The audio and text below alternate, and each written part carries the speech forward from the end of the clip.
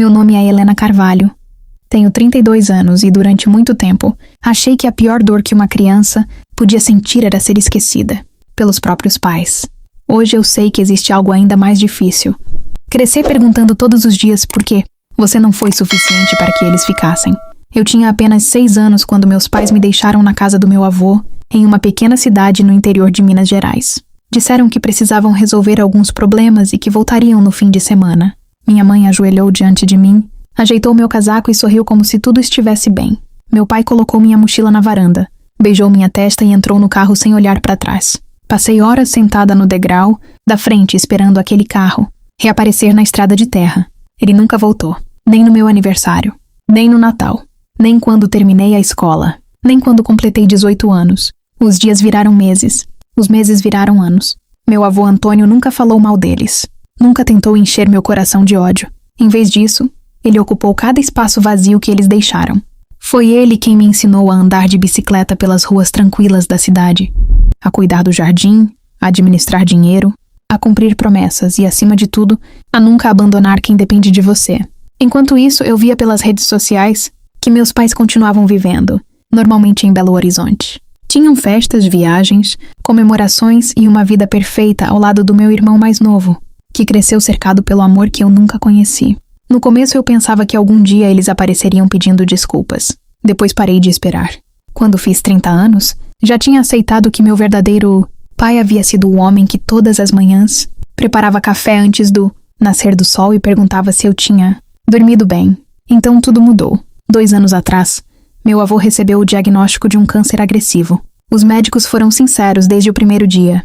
Não havia milagre esperando por nós. Larguei meu emprego em Belo Horizonte e voltei definitivamente para cuidar dele. Durante meses, cozinhei, organizei os remédios, acompanhei cada consulta e passei incontáveis noites sentado ao lado da cama dele, ouvindo histórias que eu nunca tinha escutado.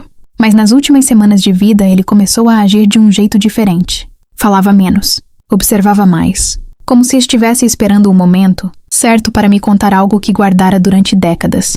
Numa noite silenciosa, segurou minha mão com a pouca força que ainda tinha e disse quase num sussurro: "Helena, quando eu partir, não deixe ninguém tirar você desta casa, principalmente seus pais." Antes que eu pudesse perguntar o que aquilo significava, ele fechou os olhos e permaneceu em silêncio. Naquele instante, eu ainda não imaginava que aquelas seriam as palavras que mudariam completamente o destino da minha família.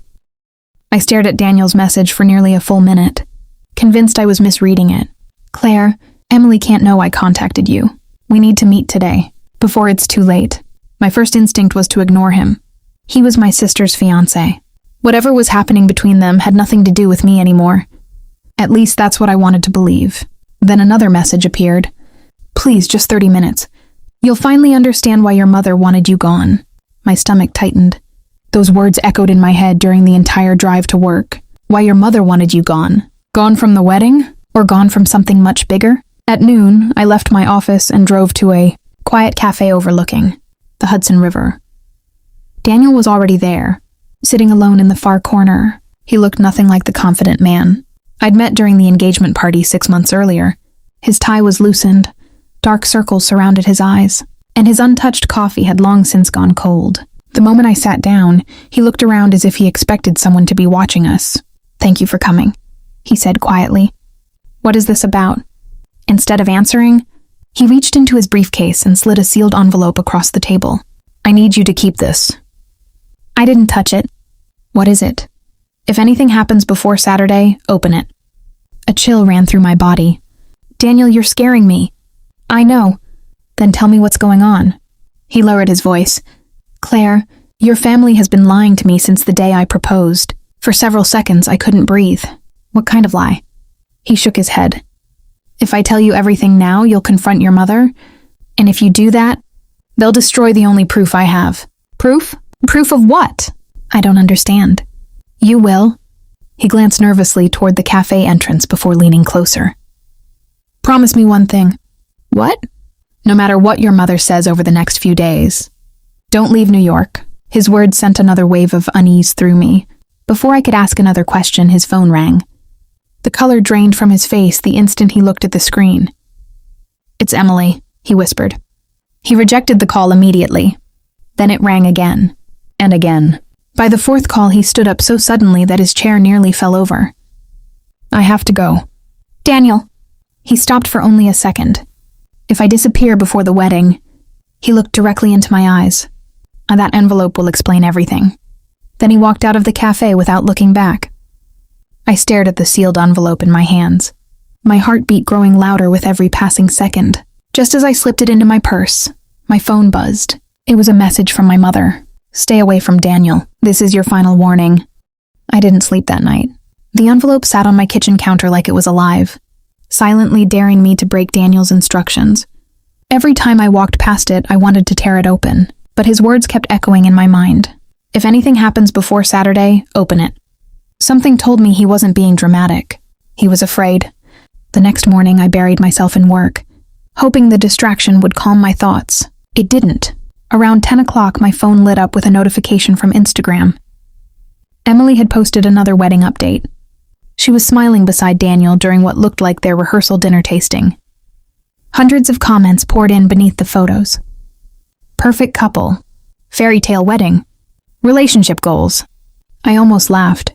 If people could have seen Daniel's face in that cafe yesterday, they would have realized none of those smiles were real. An hour later, my assistant walked into my office. Claire, there's a woman downstairs asking for you.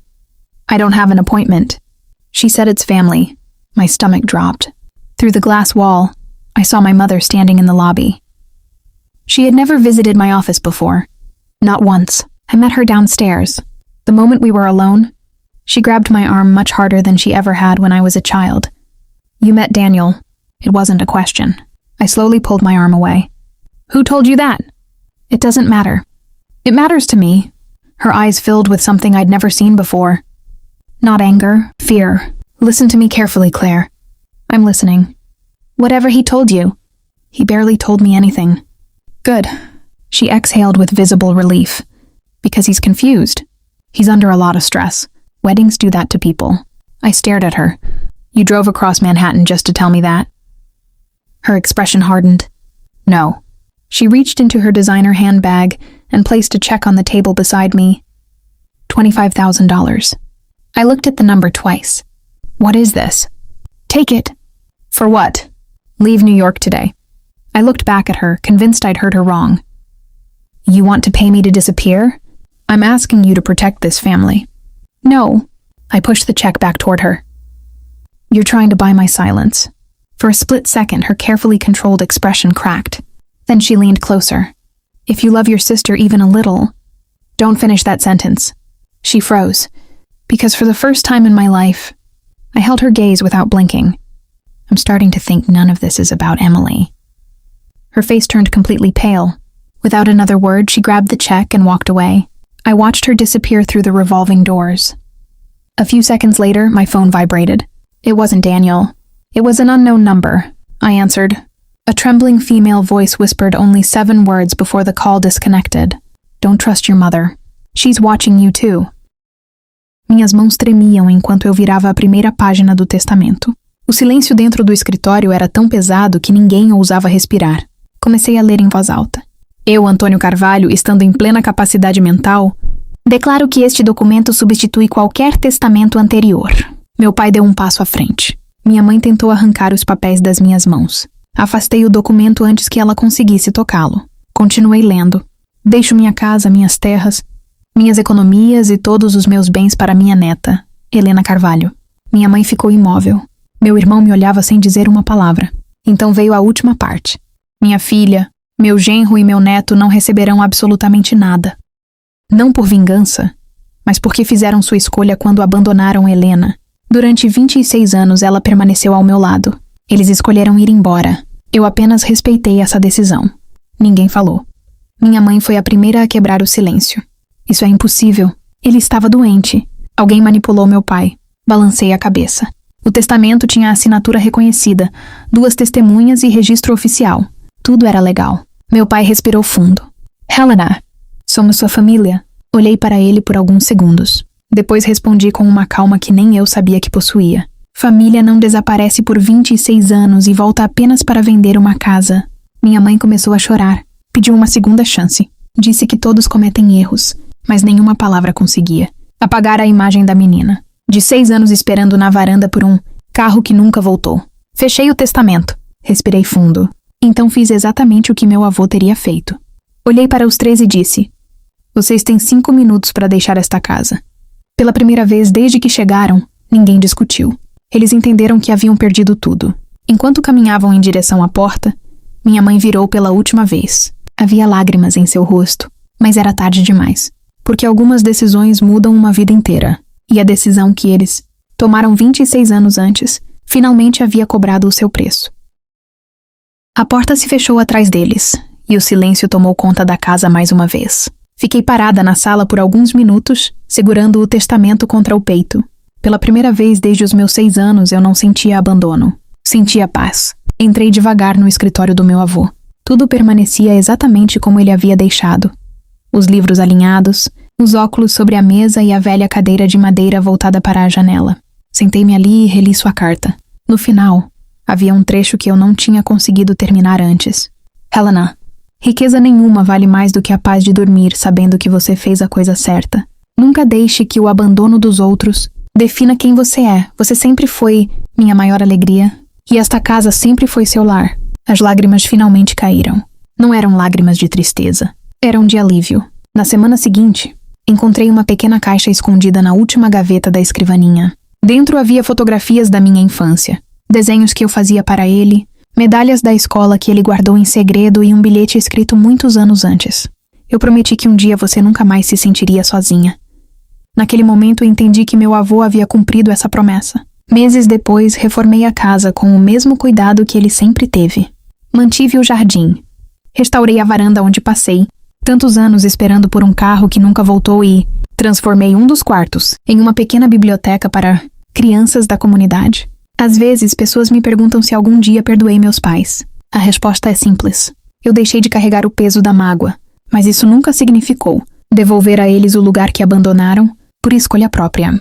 Algumas portas podem até ser reabertas, outras precisam permanecer fechadas para que a paz continue morando dentro da gente. Hoje, sempre que caminho pelo jardim ao amanhecer, sinto como se meu avô ainda estivesse ali, sorrindo em silêncio. No fim, meus pais perderam uma casa, mas a maior perda deles foi terem abandonado a única filha que nunca deixou de amá-los. E essa é uma decisão que nenhum testamento no mundo poderia mudar.